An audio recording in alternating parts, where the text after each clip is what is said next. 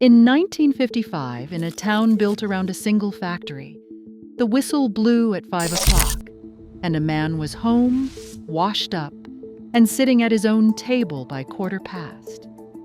He did not check anything after that. He could not. That same man, doing that same job today, is answering the second wave of messages at 9, long after the dishes are dry. This is the story of how the workday lost its ending. There is one sound at the center of it, a factory whistle, and you are going to hear about that whistle more than once before we reach number 1, because it explains nearly everything on the way down. Hit that subscribe button, because what you are about to learn might change how you think about your own evenings. The thing that took the ending away was not a single villain in a single year. It was convenience, sold to us one upgrade at a time.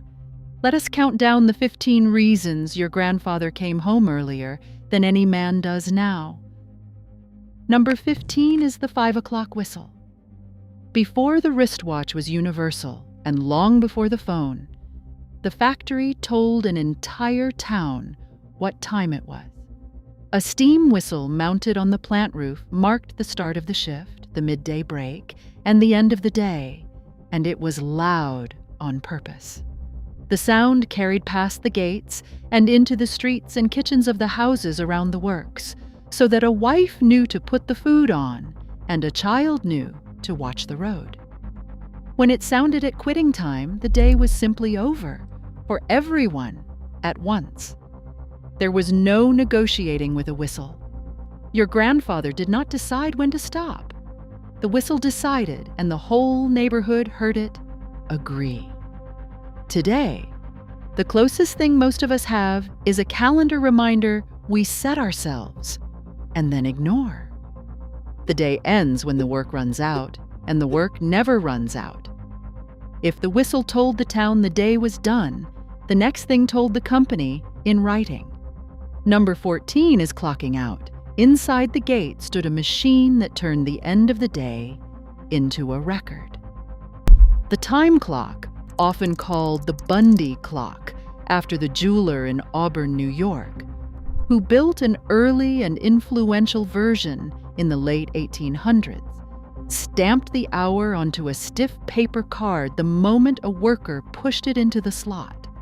The company that grew out of those machines would one day become International Business Machines. The point of the card was money, the exact hours a man was owed. But the side effect was a clean edge. When you punched out, you were off the clock in the most literal sense the language has. Nobody expected the card to keep ticking at home, because the card stayed in the rack by the door. Today, the clock is in your pocket, and it never stops stamping. The messages you answer at 10 at night go on no card, earn no line, and end no day. The card proved the hours. The shape of those hours was its own kind of protection. Number 13 is the single shift. Your grandfather's job came in one piece. He worked days or he worked nights, a defined block with a beginning and an end, and when his block was done, another man's began. The work did not belong to one person stretched thin across all hours. It was handed off like a baton, because the plant ran on shifts, and the shift was the unit. That structure did something quiet and powerful. It made the job a place you went to and left, not a state of being you carried around. A man on the afternoon shift was not also faintly on the night shift in the back of his mind. Today, the shift has dissolved into a smear. The salaried worker is never quite on and never quite off, available in principle at any hour, which in practice means a little bit on call all the time. A job with no edges is a job you can never fully put down. He could leave the work behind partly because he did not have far to carry himself home. Number 12 is the short way home. The long commute we treat as normal is younger than it looks. The post-war worker usually lived close to the plant or in a new suburb a short drive away, and the sprawling hour each way came later. With the interstate highway system that began in 1956 and the steady push of housing further and further from work. When the census first measured the trip in 1980, the average one-way commute was a little under 22 minutes. Today, it is past 27, and for millions, it is far longer than that. Add it to both ends of the day, and the modern worker can lose a full waking hour to the road that your grandfather spent at his table. He did not beat traffic. He simply was not in it for very long. The distance between a man's work and his front door has quietly become one of the largest unpaid shifts he works. Geography helped, but the hardest break on the day was written into federal law. Number 11 is the overtime break. Here is the machinery under the whole era. The Fair Labor Standards Act of 1938 said that for covered hourly workers, every hour past 40 in a week had to be paid at 1.5 times the normal rate. Think about what that did to an employer's thinking. Every extra hour your grandfather stayed was an hour that cost the company half again as much. So the company did the arithmetic and sent him home. The 40-hour line was not a suggestion he was trusted to honor. It was a wall. The business itself had a reason to build because crossing it hurt the people who signed the checks.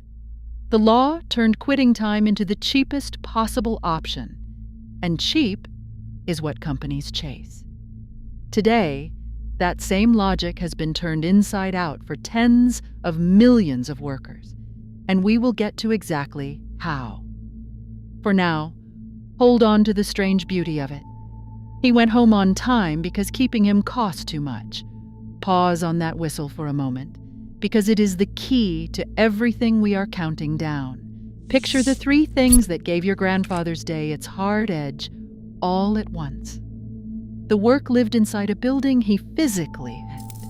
The hours lived on a card that physically stopped. And the law put a price on every minute past 40, so the company itself wanted him gone by the whistle.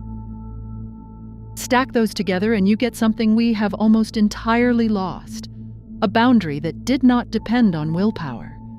He did not need the discipline to log off because there was nothing to log off from once the gate was behind him. The ending was built into the world, not into his character. That is the closing whistle. And it is not really a sound. It is an arrangement, a way of building work so that it knew how to end. Every habit on the way down to number 1 is another brick in that same wall. Keep listening for where each one quietly went missing. The first of those bricks to study up close was not poured by a law. It was bargained for across a table by men who knew exactly what they were buying. Number 10 is the contract that fixed the day. In 1950, the United Auto Workers and General Motors signed a 5-year agreement so significant that Fortune magazine called it the Treaty of Detroit. It nailed down wages, paid vacations, health coverage, and the shape of the working week, and the pattern spread across American industry. What matters here is that the workday stopped being something handed to a man and became something written down and agreed to. The hours had a contract behind them. A foreman could not simply decide on a Tuesday that everyone was staying until 8, because the agreement said otherwise, and a union stood behind the agreement. By the mid-1950s, roughly 1 in 3 American workers carried a union card. Today, in the private sector, it is closer to 1 in 16. The written promise that once held the evening open has thinned out almost everywhere. And with it went the simple power to say, the day is done, and have it stick. A fixed day was one half of it. The other half was a future steady enough that he did not need to chase a second one after dark. Number 9 is the job that lasted. so the night could rest. That same Treaty of Detroit built in a company pension, a payment of about $125 a month for a man who put in his years, on top of the steady wage along the way. Picture what certainty like that does to an evening. Your grandfather did not need to come home and start a second income because the first one was built to carry him all the way to the end. There was no side hustle humming on the kitchen table after dinner, no second shift in a different uniform, because the arithmetic of his life was already solved. Today, the pension has largely vanished, replaced by accounts of worker funds and worries over himself, and the gap gets filled after hours. Millions now run a gig in the evening to steady a wage that no longer steadies itself. The work that used to end at the whistle now waits in a second job after the first one lets out. If the pension covered the years, a single wage covered the week, and that too kept him out of a second evening of work. Number 8 is one income and one job. For a stretch of the post-war decades, a single ordinary wage could carry a whole household, a house, a car, food, and a future on one earner's pay. Set aside whether that was fair to everyone left out of it, and notice only the effect on the clock. When one job covered the bills, there was no structural need for a second one, and so the evening stayed empty of work by default. The breadwinner came home and stayed home because the family budget did not require him anywhere else. Today, the math has changed under our feet. Most households now lean on two incomes to reach the same ground a single income once held, and many people stitch a third stream on top through an app after hours. We did not just add a worker per home, we added the expectation that everyone is always a little bit earning, which means everyone is always a little bit working. Even the middle of his day had edges. The modern day has rubbed away. Number 7 is the lunch hour that was a full hour.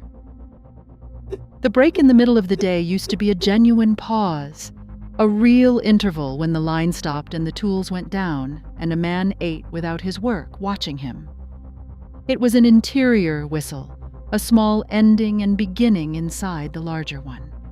Today, that hour has shrunk into the sad ritual of eating at the desk with one hand, while the other keeps answering, the meal folded into the work until it barely counts as a break at all. Surveys of how Americans spend the midday now find a large share never truly step away. The disappearance is so quiet that most people do not notice their lunch has been absorbed. But it is the same erosion in miniature. A day that once had clear edges, even down to its middle, has become one long smear of availability with food eaten somewhere inside it. All of these depended on one fact so obvious in his time that nobody thought to name it. The work could not follow him out the door. Number 6 is the job that could not leave the building. This is the one we have lost most completely, and it is worth sitting with. Your grandfather's work was made of physical things that stayed where they were. The assembly line did not fit in a pocket. The lathe, the press, the ledger, the filing cabinet, the heavy black telephone bolted to the wall. All of it lived at the plant or the office, and none of it came home. When he walked out, the work physically could not come with him because work was a place and not a stream of messages. That single fact did more to protect his evening than any law or contract because it required no effort at all. He did not resist the temptation to keep working. There was simply no way to do it. Today, the entire job rides in your pocket, weightless and tireless, and the only thing standing between you and it is a willpower no one in his day ever had to find. Here is the part the productivity coaches tend to skip. The closing whistle did not vanish because some company in some boardroom voted to abolish your evenings. It dissolved quietly from two directions at once. First, the legal break wore down. The rule that guaranteed overtime pay once reached more than 60% of salaried workers in 1975. In recent years, it has covered only about 15%. As more and more workers were folded into salaried, exempt jobs, the wall that made an extra hour expensive simply stopped applying to them, and an hour past 40 became free to the company. Second, the work climbed into a device. The factory that could not leave the building became an inbox that fits in a palm. Put those two together and you get the whole modern bargain. Keeping your grandfather late cost real money. Keeping you late costs nothing. And the tool to do it is already in your hand. Nobody had to take the whistle away. They only had to make ignoring it free. With the break gone and the work in our pockets, the first casualty was the part of the day he guarded most, the evening itself. Number 5 is the evening that belonged to the house. When your grandfather crossed his own threshold, he passed out of the reach of his work entirely, and the hours that followed were genuinely his. Dinner at the table, the porch in summer, the radio or the television after, a walk, a card game, a long and easy nothing. These were not stolen moments squeezed between notifications. They were the solid, expected, undisturbed property of the family, because no one and nothing could call him back across that line. The boundary was not just about hours on a clock. It was about who owned the evening, and the answer was the household. Today, the phone sits face up on the dinner table, glowing, and the work reaches across the meal whenever it likes. The evening still happens, but it is no longer fully ours. It is shared now with everyone who has our number, and a question that could have waited until morning. And the reason it could never reach across his table was almost laughably simple by our standards. Number 4 is the man nothing could find. There was no pager, no cell phone, no email, no group chat. When your grandfather left the plant, he became, for all working purposes, unreachable until the next morning's whistle. If the company needed him at 9 at night, the company waited. That unreachability was not a feature anyone fought for. It was just the state of the world, and it gave every worker a kind of armor that money cannot buy back today. Then came the device that ended it. In 2006, a dictionary named its word of the year after the small email machine that had hooked the working world, the BlackBerry, rechristened by exhausted users as the Crackberry. Within a few years, the whole country was carrying one descendant or another. The armor of being unreachable, which every laborer once wore for free, was traded away for the convenience of being reachable everywhere, which we now cannot seem to take off. Being reachable was the new tool. The deeper change was a quiet reclassification that decided who the clock still protected. Number 3 is the clock that protected him. Almost everything we have counted down rests on one distinction that most people never think about. Your grandfather on the factory floor was an hourly worker, what the law calls non-exempt, and the clock and the overtime rule stood guard over his time. The modern economy moved enormous numbers of workers into salaried, exempt jobs instead. And for an exempt worker, the clock simply does not apply. There is no overtime, no penalty for the 41st hour or the 50th, no financial wall to stop the day from spreading.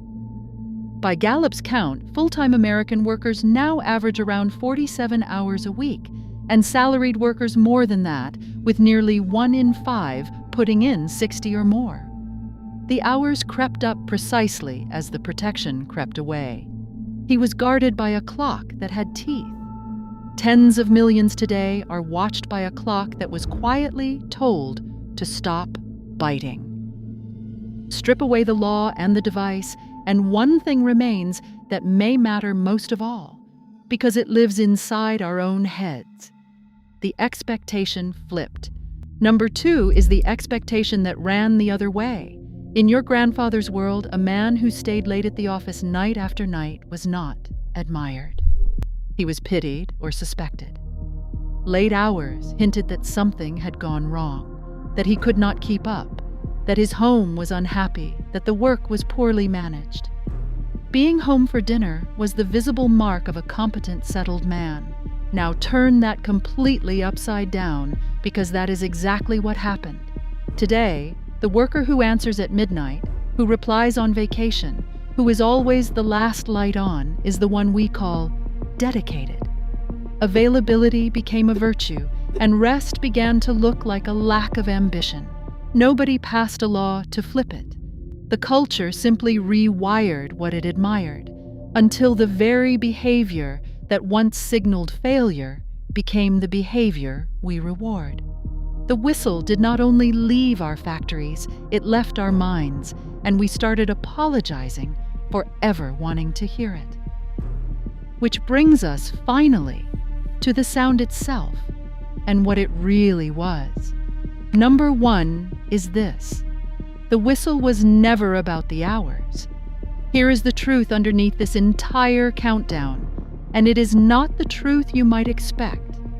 Your grandfather did not necessarily work fewer hours than you do. Measured across the long run, the average week has barely moved, and by some counts, the modern salaried worker logs more.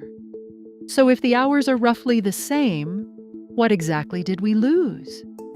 We lost the ending. We lost the closing whistle, the hard, shared, unmistakable line that said the day was over and meant it for everyone at once. His work had a shape.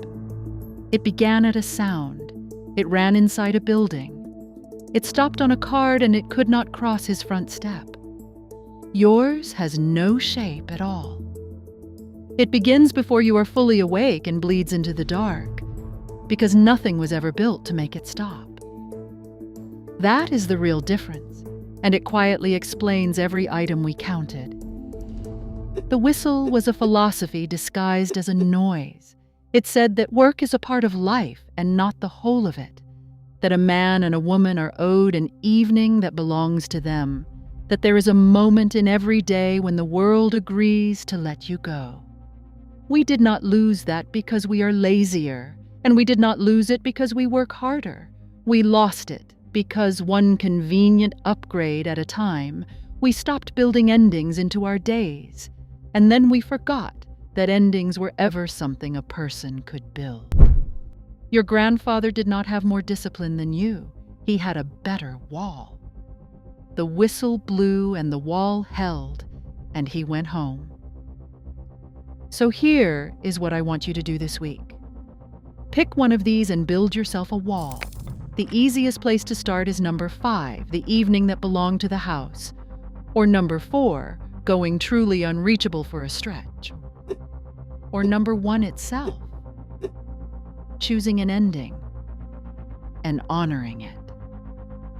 You do not need a factory or a union or a law. You need a line and the nerve to hold it. I will tell you what happened when I tried this myself. I picked a quitting time, 6 o'clock, and for 2 weeks, I did one stubborn thing at 6. I put my phone in a drawer in another room, and I left it there until morning. The first 2 nights were genuinely uncomfortable. My hand kept reaching for a pocket that was empty. But by the end of that first week, I had something I had not had in years, whole evenings that belonged to nobody but the people in my house, and the first unbroken stretch of sleep I could remember. The wall worked. It turns out the whistle still exists. You just have to blow it yourself now. So tell me in the comments which one you are going to try, and let us settle a question I genuinely want answered. Which is harder, number 4, making yourself unreachable, or number 2, no longer feeling proud of being reachable? I think the second one frightens people more, but I want to hear it from you. Pick your wall and go home the way your grandfather did, all the way home, with nothing following him in.